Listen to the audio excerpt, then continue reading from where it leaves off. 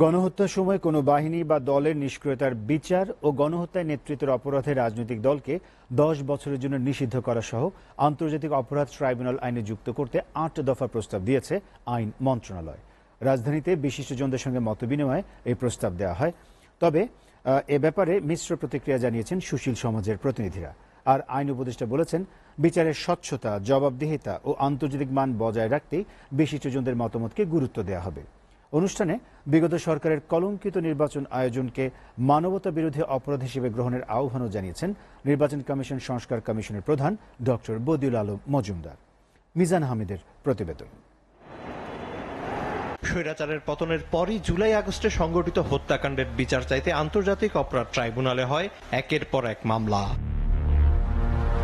তবে মামলা হলেও প্রশ্ন উঠে আন্তর্জাতিক অপরাধ ট্রাইব্যুনাল আইনের সময়োপযোগিতা নিয়ে। এমন বাস্তবতায় আইন বিশেষজ্ঞ ও বিশিষ্টজনদের সঙ্গে বিদ্যমান আইনের সংশোধনের উদ্দেশ্যে রাজধানীর বিচার প্রশাসন প্রশিক্ষণ ইনস্টিটিউটে মতবিনিময়ের আয়োজন করে আইন মন্ত্রণালয়। এ সময় গণহত্যায় নেতৃত্ব দেওয়ার অপরাধে রাজনৈতিক দল 10 বছরের জন্য নিষিদ্ধ করা সহ 8 দফা প্রস্তাব তুলে ধরা হয়। প্রস্তাবকে সাধুবাদ জানিয়ে আরো কিছু যুক্ত করার আহ্বান জানান অনেকে। জুলাই এবং আগস্টে যা ঘটেছে এটা nothing less than a civil war. আর দলের বিচার করার ক্ষেত্রে সর্বোচ্চ 10 বছর এটাকে কনফাইন করছি, সেটা কেন করছি সেটা নিয়ে আমার নিজের মধ্যে একটু প্রশ্ন আছে। এমন কোন দল কখনো আসতে পারে যারা ক্ষমতায় থেকে এমন কিছু করলো যাদেরকে ফরএভার ব্যান করার মতো পরিস্থিতি হতে পারে। Crime has to B specific, penalty has to B specific. তবে রাজনৈতিক দল নিষিদ্ধ সহ বেশ কিছু ইস্যুতে দ্বিমত জানান সুশীল সমাজের একাংশ। And then as to the ban on political parties, to me this looks like a sentence simply created to punish the Awami League.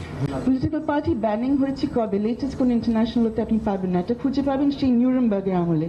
আমরা এখন 2024 এসে আশা করি নিউরেমবার্গ আর অ্যাপ্লাই করতে যাব না, এটা কমপ্লিটলি আউটডেটেড। আমাদের ইন্টেনশন হচ্ছে জাস্টিস এনশিওর করা, সেটা এনশিওর করার ব্যাপারে আমরা আপনাদের সকলের সহযোগিতা চাইব। অনুষ্ঠানে 4টি অপরাধ নিয়ে নিজের ভাবনার কথা জানান নির্বাচন কমিশন সংস্কারে গঠিত কমিশনের প্রধান। 4 ধরনের অপরাধ সংঘটিত হয়েছে বলে আমি মনে করি। একটা হলো মানবতা বিরোধী অপরাধ, আরেকটা হলো যে ফৌজদারি অপরাধ করেছে, যারা গুম করেছে, খুন করেছে। তারপর তৃতীয়টা হলো ফাইন্যান্সিয়াল ক্রাইমস।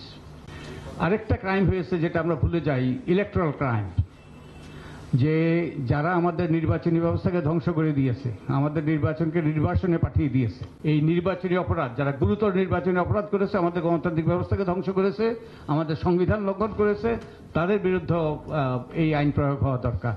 তবে আলোচকদের পরামর্শ গ্রহণ করা হবে বলে জানান শিল্প ও স্থানীয় সরকার উপদেষ্টা।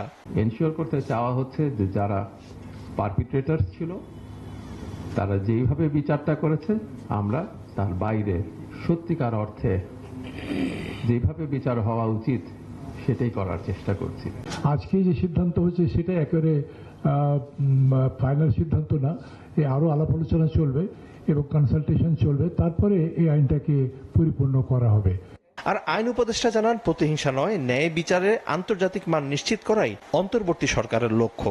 সংগঠনের বিচার বিগত সরকারের আমলে করা হয়েছিল, সংগঠনের শাস্তিকে ওই ধরনের কোনো কিছু বলা হয় না, সেটা আমরা আমরা এখানে কোনো প্রতিশোধ চাওয়া, কোনো প্রতিহিংসা এটা না, আমরা সুবিচার চাই।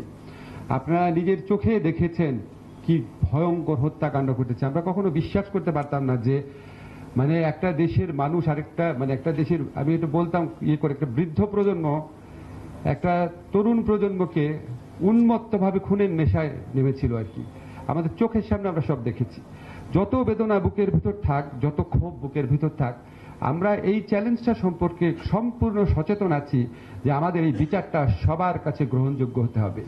রাজনৈতিক দল নিষিদ্ধ করা সরকারের লক্ষ্য নয়, সরকারের উদ্দেশ্য জুলাই আগস্টের শহীদ ও আহতদের ন্যায় বিচার নিশ্চিত করা বলেও জানান doctor Asif Nazrul. Political party ban করার দাবি কিন্তু অন্য কোনো পলিটিক্যাল পার্টি থেকে আমি শুনি নাই।